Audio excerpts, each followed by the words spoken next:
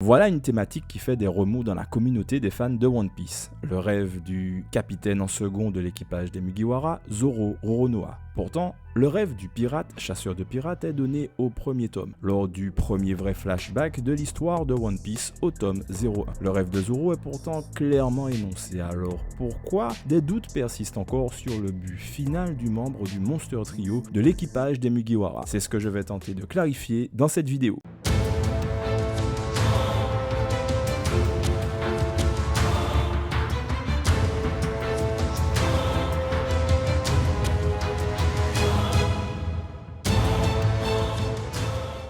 Salut à tous, sur cette chaîne je vous propose de découvrir la construction du récit, des thématiques et des personnages dans les mangas.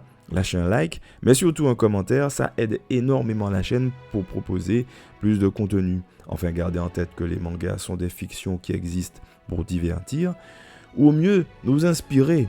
Alors, bon visionnage.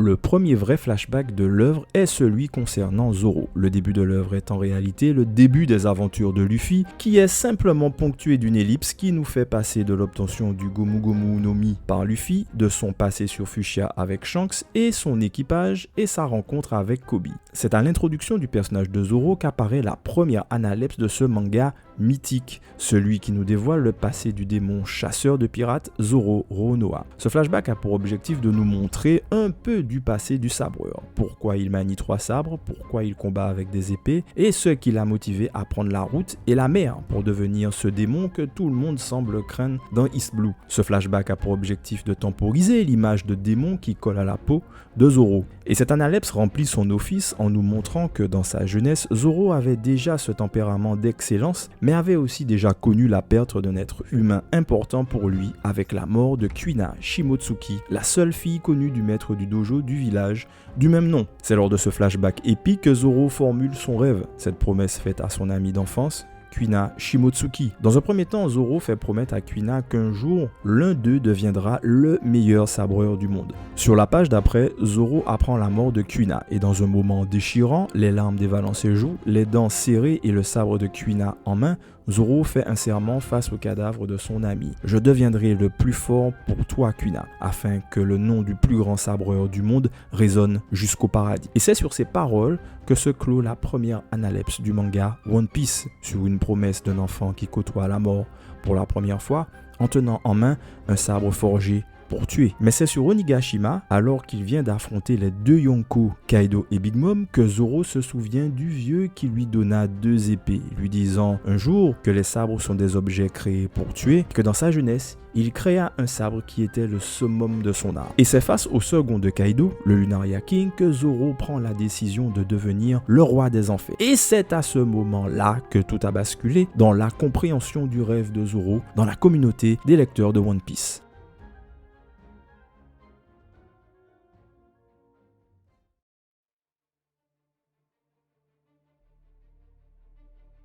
Il faut quelques explications mythologiques avant d'aller plus loin, afin de bien comprendre le mécanisme de narration qu'a utilisé Oda. Qui est Enma? Pour les Japonais, mais plus largement pour les Asiatiques, Enma est cette entité mythologique qui garde les enfers. Sans entrer dans les détails, Enma est le roi des enfers, le dirigeant de l'enfer. Kozaburo Shimotsuki, en disant que les lames sont forgées pour tuer, ça signifie simplement quels sont les instruments qui déterminent la vie ou la mort des êtres vivants. Les lames sont donc les juges qui président le destin des êtres humains. En forgeant Enma, Kozaburo Shimotsuki a créé une épée maudite qui semble avoir sa volonté propre, la poussant à aspirer le haki de celui qui la manie, plus qu'il ne faut. Seul Oden avait donc réussi à dompter cette épée et sa volonté prédatrice. Plusieurs années plus tard, Iori Kozuki propose à Zorojuro, autrement dit Zoro Roronoa, d'échanger Shusui, la relique du dieu des lames de Wano, le samouraï Ryuma, contre Enma, l'une des deux lames que maniait son père Oden Kozuki. Pendant son entraînement et malgré les avertissements de Kinemon, Zoro réalise que manier le sabre Enma le rendra plus fort, car il devra dompter cette épée maudite qui fait partie des Owazamono et devra lui imprégner sa volonté un jour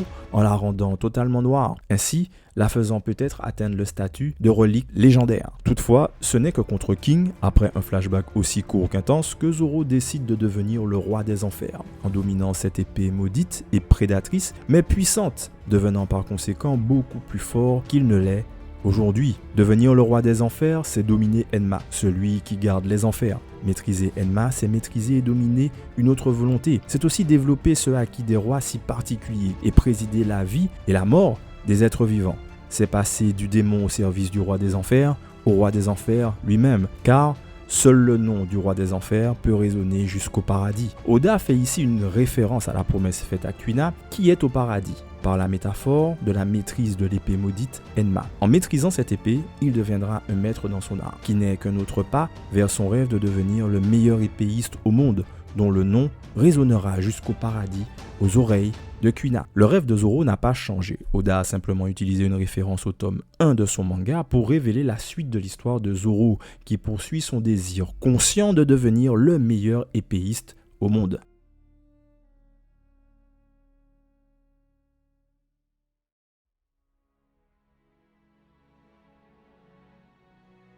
La vie et aussi une histoire, ce sont des étapes qui doivent te mener, si tu tiens le cap, à l'aboutissement de ton rêve, quel qu'il soit. Mais avant de courir sur les mains, apprends à marcher et à courir sur tes jambes. Cette phrase est un résumé condensé de ce que représente Mihawk pour Zoro, mais aussi un résumé du combat de ces deux combattants sur le baratier. Mihawk a une fonction dans cette histoire. Il a une fonction dont l'une des attributions est de représenter le point culminant, une des étapes de l'aboutissement du rêve de Zoro. Affronter Mihawk, le plus grand spécialiste en épée qui est présenté dans le manga, qui possède Kokuto Yoru, une des 12 lames Saijo Owazamono, est une étape dans l'aboutissement de son rêve et de sa promesse faite à son ami. Mihawk n'est pas le rêve de Zoro, Mihawk n'est pas l'objectif de Zoro, attention, il est la dernière étape avant le sommet, avant le trône de l'enfer, d'où son nom sera proclamé et atteindra le paradis, et donc son ami Kuina Shimotsuki. Le rêve de Zoro n'a pas changé. Mais l'auteur, faisant référence au chapitre 5 du tome 1, nous a offert une magnifique métaphore avec l'épée Enma et le paradis où est Kuina, qui visait à simplement nous rappeler le rêve noble de cet enfant démuni face à la mort de sa meilleure amie, ne pouvant que lui promettre une chose, tenir cette promesse qu'il s'était faite sur les marches du dojo Shimotsuki. Merci d'avoir regardé et écouté cette vidéo podcast. J'espère avoir été assez clair en vous présentant le rêve de ce personnage que je trouve incroyable dans l'univers de One Piece. Partagez cette vidéo si elle vous a plu, likez et commentez sous la vidéo, ça aide à produire plus de contenu de qualité sur la chaîne. Allez, à très bientôt l'équipage.